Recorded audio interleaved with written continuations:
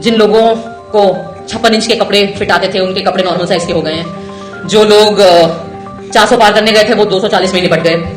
हमारे देश में इक्वालिटी बिफोर द लॉ ऐसा माना गया है कि हमारा संविधान हमें ये हक देता है कि इस देश में जो न्याय व्यवस्था है, जो लॉ है, उसके सामने सब लोग बराबर हैं। इक्वालिटी बिफोर द लॉ का कोई मतलब नहीं है अगर equal treatment before the law नहीं होगा।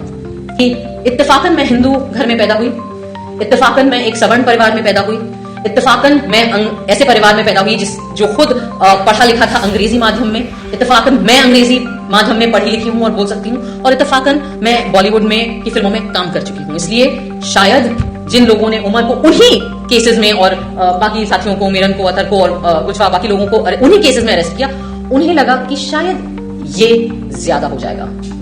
आप एक मुसलमान को आतंकवादी बता सकते हो, लेकिन शायद एक Hindu x naval officer, teacher, professor mother की बेटी को आतंकवादी बताना थोड़ा ज्यादा हो जाएगा, कन्वीनियंट नहीं होगा हमारी मीडिया के लिए। उसमें उमर की एक डेट आने वाली थी बेल की, और उसके पहले ही जो न्यायाधीश थे जिन्होंने सुनना था वो केस, उन्होंने अपने आप को रेक्यूज कर लिया।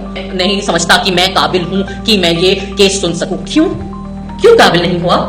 बड़ी पढ़ाई लिखाई करी होगी आपने जज बनने के लिए, कई सालों से आप आई एम अज्यूमिंग हमारे ही टैक्स के पैसों की तनख्वाह आ रही होगी आपको, हमारे ही टैक्स के पैसों से जो घर बनते हैं सरकारी उनमें आप रह रहे होगे, हमारे ही टैक्स के पैसों से जो पर्स आपको मिले हैं उन पे आपकी जिंदगी कंफर्टेबल है। तो आपको क्यों ये हक है अपने आप को रिक्यूज करने का अपनी जिम्मेदारियों से?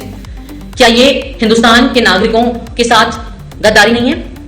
आप केस पढ़ें, आप अपनी बुक्स देखें, आप अपना कॉन्स्टिट्यूशन देखें, आप जो भी आईपीसी देखें और आप उसके ऊपर डिसाइड करें। इसका आपको वक्त नहीं मिल रहा है। कपिल सिब्बल साहब ने कहा कि मुझे 20 मिनट दे दीजिए, आपको 20 मिनट नहीं मिल रहे हैं।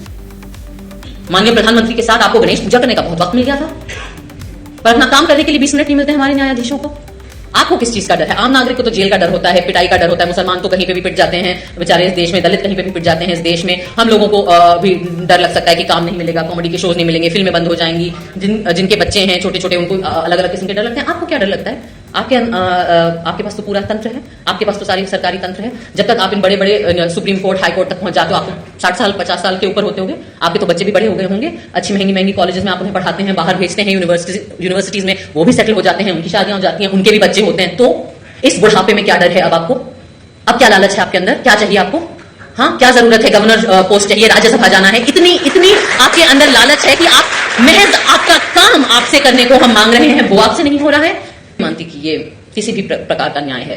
न्याय करने में होता है, न्याय बोलने में नहीं होता, न्याय भाषणबाजी नहीं होती, न्याय एक्शन होता है। लेकिन मैं ये भी कहूंगी कि अगर ऐसे ही चलते रहा तो वो जो खून के धब्बे हैं वो हमारी न्याय व्यवस्था के दामन पर भी लगेंगे, वो छींटे आप पर भी आएंगी। इसलिए इस मंच से मेरी अपील है, बहुत ज्यादा हम नहीं मांग रहे, अपना काम करिए।